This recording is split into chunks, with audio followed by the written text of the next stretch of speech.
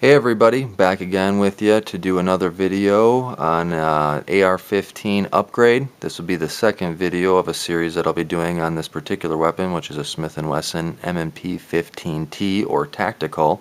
If you remember, the first video was the ergonomic pistol grip that I purchased. This next video here will be regarding the foregrip that I purchased. As you can see it hanging there off the front end of the rail. This particular fore-end grip I found on Amazon.com, and the original listing price was $29.99. Paid a few bucks in shipping and handling, so the total price was $35. So overall, a fairly inexpensive upgrade, but definitely helps while you're at the range maintain hold on the weapon. You know, I have an angled foregrip. I don't think it definitely is as good as an angled foregrip, but I also did want to integrate a bipod into this piece, and obviously you can't do that with an angled foregrip, so hence the reason I chose the vertical foregrip. This particular one, like I mentioned, I found on Amazon.com. It got really good reviews. I did originally want to go with a Mako grip, which was about $130. It was kind of on my wish list, but after finding one at a gun show and kind of feeling it, it was just way too heavy for what I was looking for. It really put way too much weight on the front of the gun, and my wife will be shooting this, so I wanted to keep it somewhat lightweight for her. So with that in mind, I went ahead and did some further research on it and found this particular one. It's made out of a composite material, so it's not as heavy as the Mako one I was originally looking at. As you notice here, one of the good functions of this particular one is it has a screw release, so you can just unscrew. You don't need any tools to take this off your weapon.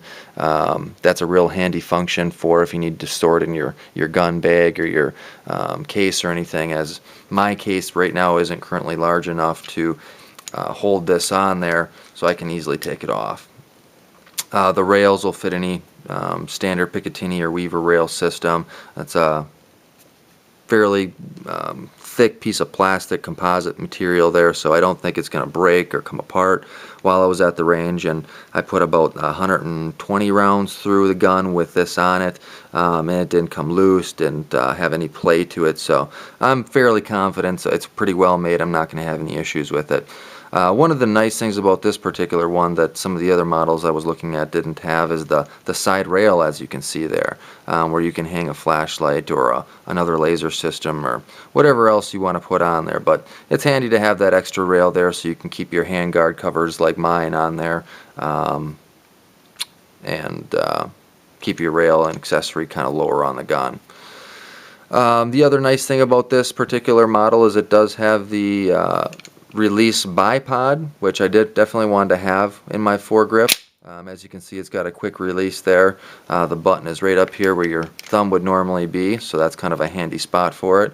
It is steel inserted leg, so I guess these things are pretty well made. As you can see, the steel in there, so there's not a really good chance of these breaking, but I guess you never know. Like I said, I only put 120 rounds through it. I did notice when I had the bipod out on the range bench, it's not adjustable. That's one thing I noted. That's kind of unfortunate, is you're not able to adjust that for the size of the chair you're sitting at or the level of the bench you're at.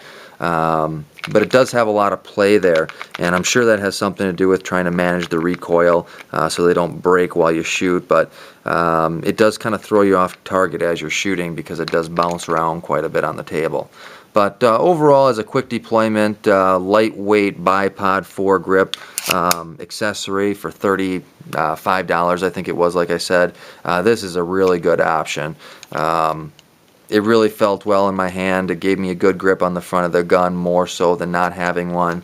And ultimately, I just think this is a really good upgrade for anybody who's got an AR-15 or any other kind of rifle that has the rail system on the bottom for these types of foregrips. So, again, I would prefer an angled foregrip just for holding on to, but if you do want to integrate a bipod without adding a ton of weight to the end of your gun, this is a great option. Hope you guys enjoyed. Till the next video, take care.